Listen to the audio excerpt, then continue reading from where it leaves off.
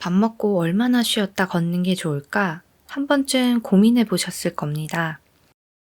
많은 분들이 식후 걷기가 건강에 좋다고 알고 있지만 사실 중요한 건 언제 걷기 시작하느냐입니다. 오늘 영상에서는 딱 10분만 걸어도 30분 걷기보다 혈당 스파이크를 더 효과적으로 잡는 결정적인 타이밍을 알려드리겠습니다. 식사 후에는 음식 속 탄수화물이 포도당으로 분해되면서 혈당이 오릅니다. 혈당은 늘 오르내리지만 중요한 건 변동폭입니다. 밥 먹고 혈당이 급격하게 솟았다 떨어지는 현상, 바로 혈당 스파이크가 문제입니다. 대표적인 증상은 극심한 피로, 참기 힘든 식곤증이 있는데요. 배부르니 졸린가 보다 하고 넘기면 절대 안 됩니다. 혈당 스파이크가 반복되면 당뇨병과 여러 합병증으로 이어질 수 있습니다. 우리 몸의 대사 시스템이 서서히 무너지고 있다는 것입니다. 그럼 밥 먹고 30분에서 1시간 정도 쉬다가 나가서 걸으면 될까요?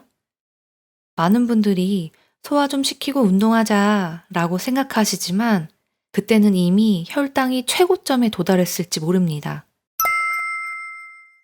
핵심은 타이밍입니다. 혈당을 조절하는 가장 간단하면서도 강력한 방법은 바로 식사 직후에 걷는 것입니다. 여기 과학적인 연구 결과가 있습니다. 식후 가만히 있기, 30분 걷기, 10분 걷기 이렇게 세 가지 조건에서 혈당을 비교했습니다. 단, 걷기 시작한 시점이 달랐는데요. 30분 걷기는 식후 30분 뒤에, 그리고 10분 걷기는 식후 즉시 걷기 시작했습니다. 결과는 놀라웠습니다. 식후 즉시 10분 걸었을 때 혈당 억제에 가장 효과적이었습니다. 특히 가만히 있을 때 최고 혈당이 급상승한 반면 식후 즉시 10분 걸었을 때는 최고 혈당 수치가 현저히 낮았습니다. 여기서 주목할 점은 이것입니다. 30분 걷기보다 10분 걷기가 혈당 상승 억제 효과가 더 좋았다는 점입니다. 일반적으로 식사 후 30분 이상 운동을 해야만 혈당 조절에 효과가 있다고 알려져 있는데요. 이 연구는 식사 직후 10분간 걷는 것이 식후 혈당을 효과적으로 완화할 수 있는 가장 쉬운 방법이 될 수 있다는 점을 시사하고 있습니다. 그렇다면 왜 이런 차이가 생길까요? 핵심은 근육과 인슐린의 역할에 있습니다.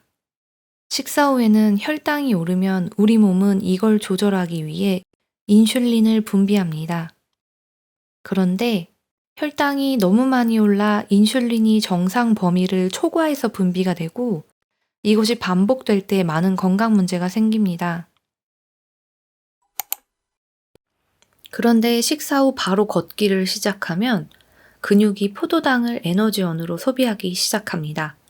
일반적으로 식후 30분에서 60분 사이에 혈당이 최고치에 도달하는데요. 그 전에 근육이 포도당을 미리 써버림으로써 혈당이 완만하게 오르고 내린다는 원리입니다. 한편으로는 식후 걷기가 소화에 방해가 된다고 생각하실 수 있는데요. 혈당이 완만하게 조절되면서 오는 여러 가지 건강상 이점 외에도 식후 즉시 가벼운 산책은 소화가 잘 되고 더부룩함과 가스가 줄었다는 많은 연구 결과가 있습니다. 식후 10분 걷기, 복잡한 규칙은 필요 없습니다. 식사가 끝났다면 바로 일어나세요. 시간은 10분으로도 충분합니다. 물론 여유가 있거나 체력 관리를 위해서는 조금 더 걷는 것도 좋겠습니다. 속도는 평소에 편안하게 산책하듯이 가볍게 걸으세요.